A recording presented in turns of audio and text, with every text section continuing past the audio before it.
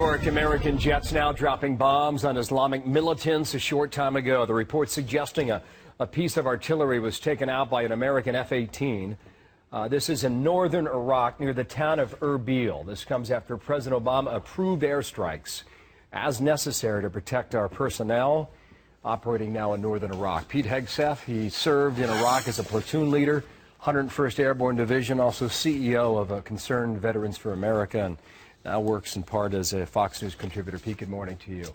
Good morning, Bill. I don't know what kind of access the Islamic terrorists have to artillery in the area, but they had something here. The fact that you dropped two 500-pound bombs from F-18s tells you what?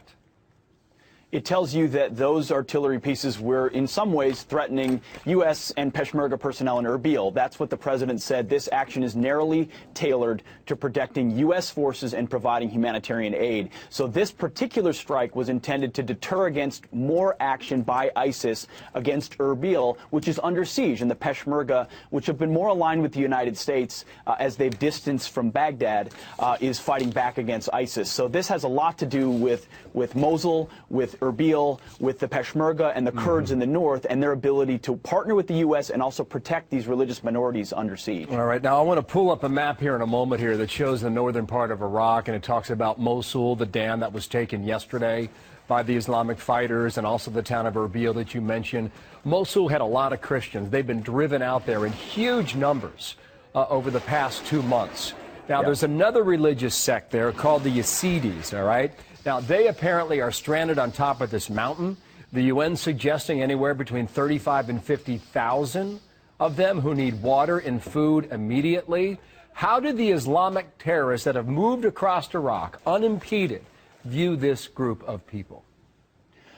We know the Islamic State of Iraq doesn't look kindly on Christians, and they've been persecuting and killing them. And that's what happened in Mosul as they pushed all the Christians out of Mosul.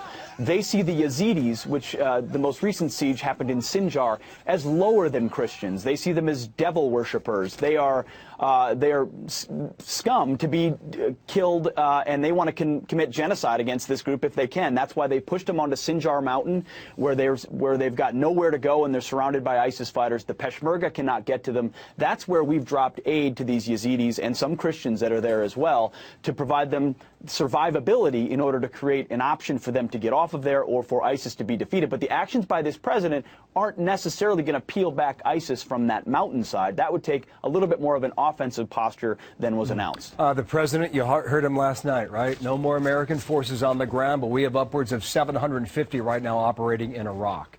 Can he stick to that and still be successful and avoid the potential and the possibility for what could ultimately be genocide?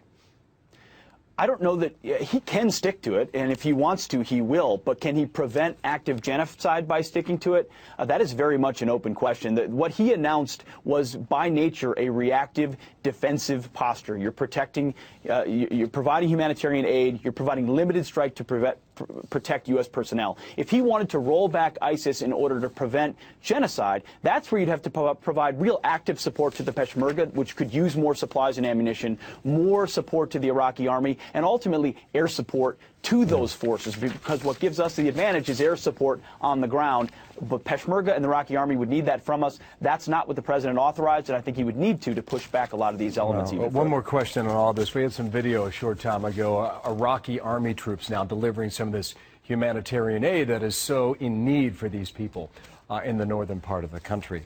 When you think about ISIS and how it's rolled across Syria and northern Iraq, if you want to be able to uproot ISIS today, you might have to go from town to town and force it back toward the Syrian border, and then ultimately have Assad deal with it. Is that a possibility? Is that a solution ultimately to this?